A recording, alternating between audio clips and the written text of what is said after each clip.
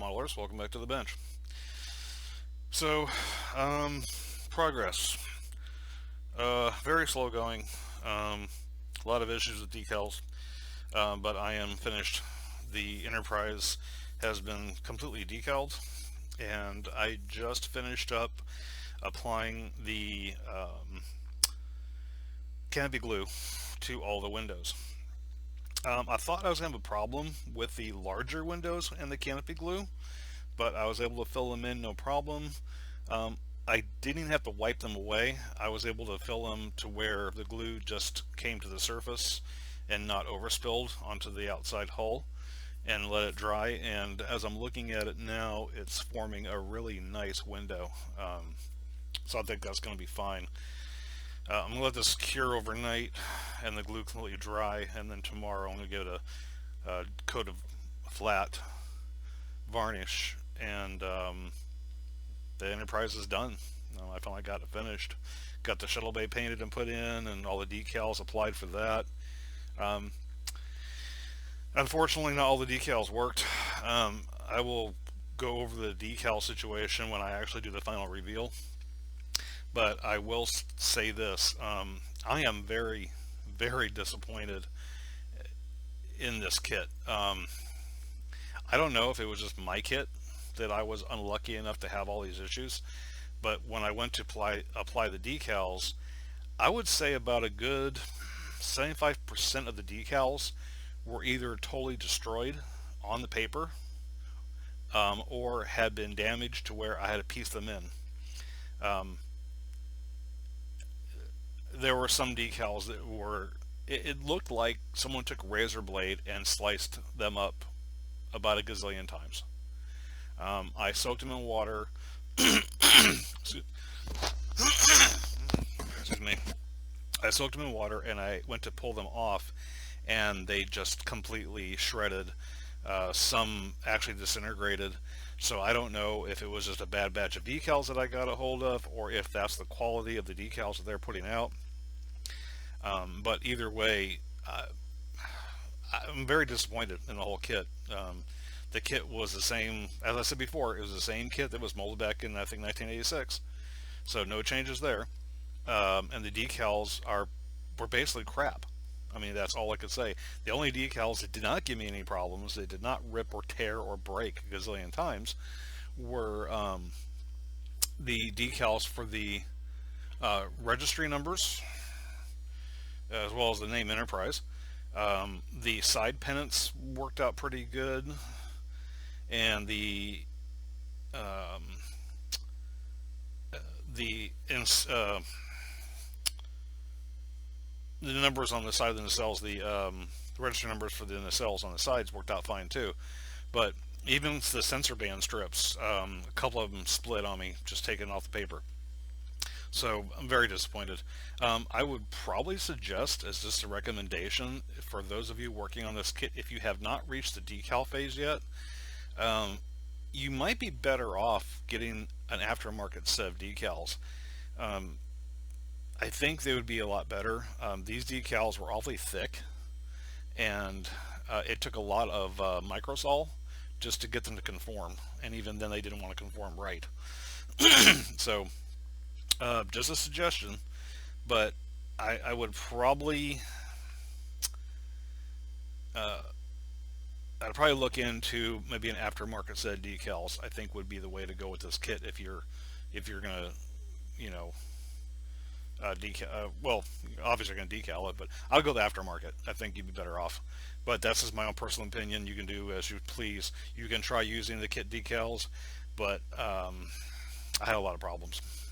So, but I'll unfortunately, with that being said, the result of the kit was the strong back decals were completely destroyed. As I pulled them off the paper, they just ripped, and I soaked them in warm water for more than enough time. They were very easy to remove. Just the simple motion of me just taking them off the paper caused them to tear, and one of them tore just to the point where I couldn't even, it was unusable. The same thing with the decals that go around the where the uh, deflector dish is. Not the ones on the deflector dish went on okay, but the ones behind that didn't want to go on right, so I ended up losing those. So I lost, unfortunately, in my opinion, the main decals that really uh, made a big impact visually on this kit had to be trashed. So, excuse me, I am sorry. Allergies kicking on me again. So that's my suggestion. As for the rest of the model, it's done. I'm happy with it. But what I want to show off actually is the stand. The stand is complete. So this is a two-part stand. This is the top section. This will be epoxied to the very bottom of the secondary hull, and then when that's all dry, it'll be epoxied to the base right here, completing the, putting them all together. So take that off. So I did for this stand, very simple. I just took a regular box. I drilled a couple of holes for the switches. One's going to be for navigation and strobes, and there's going to be for the rest of the lights. And then I just I masked off a portion of the stand here for obvious reasons. I'm going to light it, and then I painted the rest of it just all black and gave it a gloss coat. This stand was epoxied using 5-minute epoxy to the wooden base. I did add on the base the Delta shield, which was on the original stand that I had wanted to display. I thought would look really good right there. Only reason why I kind of wanted it there too is because the stand was all black, and I wanted to give it some color variation and some character. So I felt the Delta shield was a good touch. That's what it looks like on the stand. I think it looks good. I like it. So now I'm going to turn the light off and then give you a look-see at what it looks like when it's actually lit up. There we go.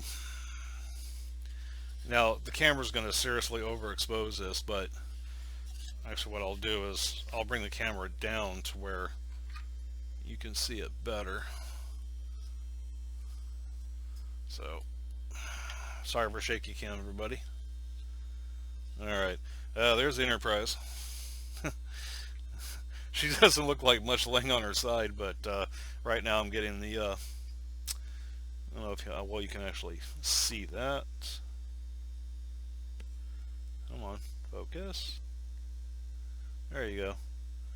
You can kind of, if you look in there, you can see the canopy glue. Yeah, it's pretty well dried by now, but that's what it looks like after it dries. It sinks in a little bit, but it filled in really nicely. And as you can see, I'm missing the strong backs are gone, and these decals here. This decal on the bottom I cannibalized just to give it some character on the bottom, but the rest of these here and right here just were trashed. I couldn't utilize them. And there's the back.